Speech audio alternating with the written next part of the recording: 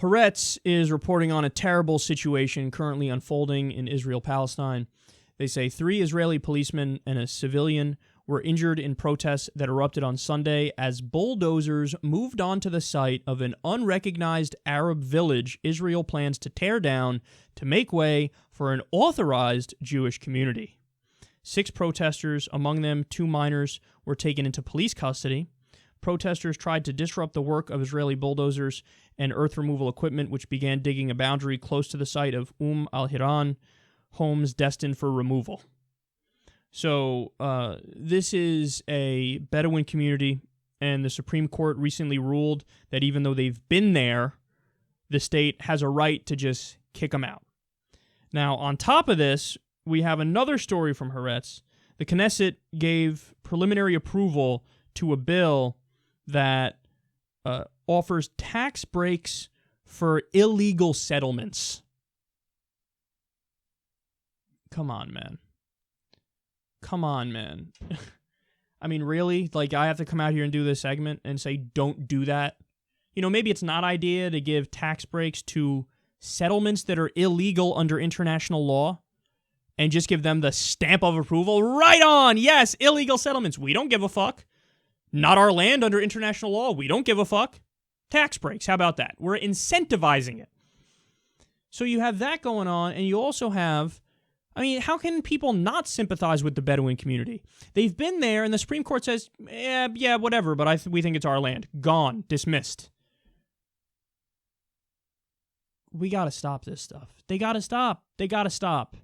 And we're supposed to believe that the right-wing Israeli government under Netanyahu is a partner in peace, and they want a 2-state deal?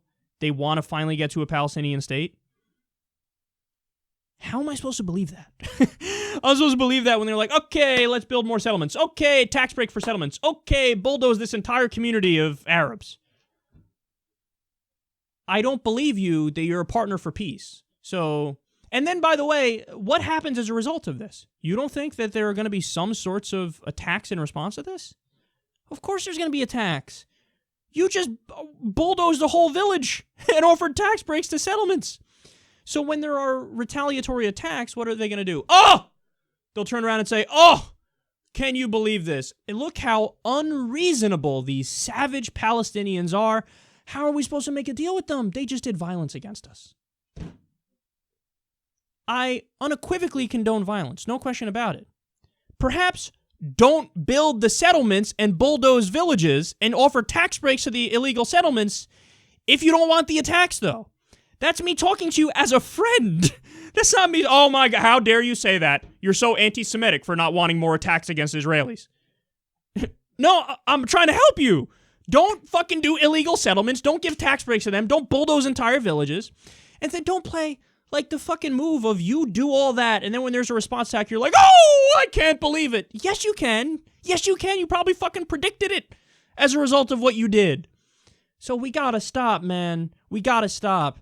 It wasn't that long ago that the Palestinians, through Jordan at the UN, proposed a peace deal where they said, okay, 1967 borders, let's do it. We'll iron out all the details. We'll share Jerusalem. Let's get this fucking thing done. Let's do it. And Netanyahu and Israel said, nope, not interested. Not interested. So let me get this straight. When you sit face-to-face with them, they go, nope, no deal. We're not going to give a deal. And then the Palestinians go, okay, we're going to find a way to go through the UN. Go through the UN. Israel's like, oh, how dare you? No deal. Then they do violence. And obviously the response there is, well, how dare you? How dare you? Sit face-to-face with us and let's make a deal. Then they come face-to-face. Nope, no deal. So it's just round and round and round and round we go, and there's never any fucking change. Well, there is a way to force a change. You do know that, right? The United States can say to Israel, all the billions of dollars in aid that we give you for your military and otherwise, done. We're going to cut off your aid until you get a peace deal and we have a Palestinian state. That's what's going to happen. We're going to cut off your aid. Now, on top of that, you could also say, we'll lift the veto at the UN and boom, there you have it. We can establish a Palestinian state ASAP if we just lift our veto. So you could do that as well. These are all things that could be done. BDS is another thing. You know, boycott, divestment, and sanctions. in order to get a deal. Now, by the way, don't get me wrong. I don't agree with every aspect of BDS because they believe in, not having a state of Israel anymore, which I don't agree with. They've been there since 47. There's going to be a deal, and it's got to be a two-state deal, and we're going to have borders.